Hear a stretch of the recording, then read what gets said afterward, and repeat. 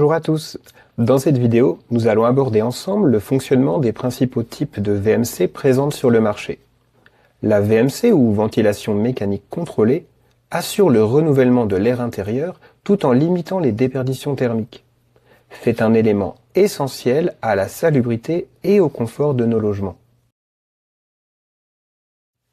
La VMC simple flux. La VMC simple flux est la plus classique. On la trouve dans la majorité des maisons contemporaines, au niveau des combles. Un ventilateur centralisé aspire l'air des pièces humides pour le rejeter à l'extérieur. Les entrées d'air, aux murs ou aux fenêtres, assurent le balayage de l'air frais depuis les pièces de vie vers les pièces humides. La simple flux peut être autoréglable. Elle assure alors un débit d'air constant. Pour une hygroréglable, le débit va varier en fonction de l'humidité grâce à des bouches spéciales. En extraction pour l'hygro A, en extraction et en entrée d'air pour l'hygro B. Plus rarement, les simples flux sont équipés de sondes pour faire varier le débit en fonction de la qualité de l'air mesurée. La VMC double flux. On trouve la VMC double flux dans les bâtiments neufs ou les rénovations performantes. Elle nécessite l'installation d'un deuxième réseau de gaines qui vont insuffler l'air neuf dans les pièces de vie. Les deux réseaux se croisent dans l'échangeur thermique sans se mélanger. L'air entrant est alors réchauffé par l'air sortant. La double flux diminue donc les déperditions thermiques tout en assurant une excellente ventilation du logement. De plus, l'air entrant est filtré.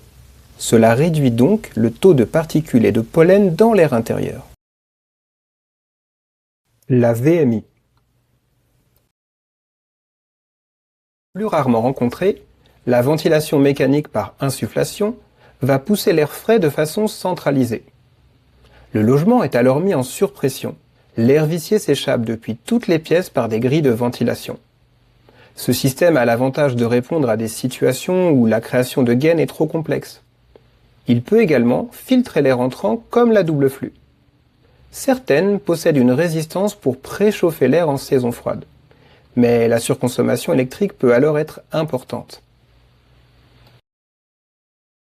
La VMR. La ventilation mécanique répartie consiste à placer des extracteurs indépendants dans les pièces humides.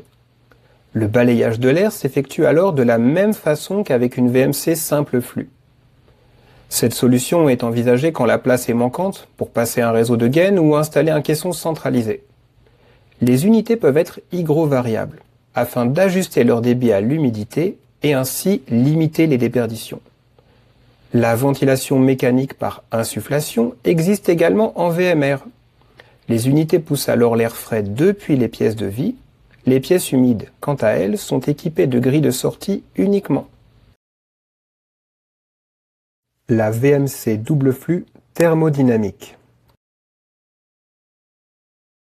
Cette VMC double flux intègre une pompe à chaleur afin d'extraire un maximum de calories de l'air sortant. Elle permet de réchauffer l'air, mais également de le refroidir en été. Cette solution est plus complexe et coûteuse à mettre en œuvre qu'une double flux passive. Elle pourra se justifier pour un logement à très faible déperdition afin, par exemple, d'atteindre un niveau passif. Le chauffe-eau thermodynamique sur air extrait. Il s'agit d'un chauffe-eau thermodynamique tenant également le rôle de VMC simple flux. Se branchant sur le réseau de ventilation, il récupère alors les calories de l'air extrait afin de produire de l'eau chaude. Cela réduit grandement sa consommation et rentabilise les pertes thermiques d'une VMC simple flux classique. Merci de m'avoir écouté. Pour aller plus loin, vous trouverez des sources en description de la vidéo.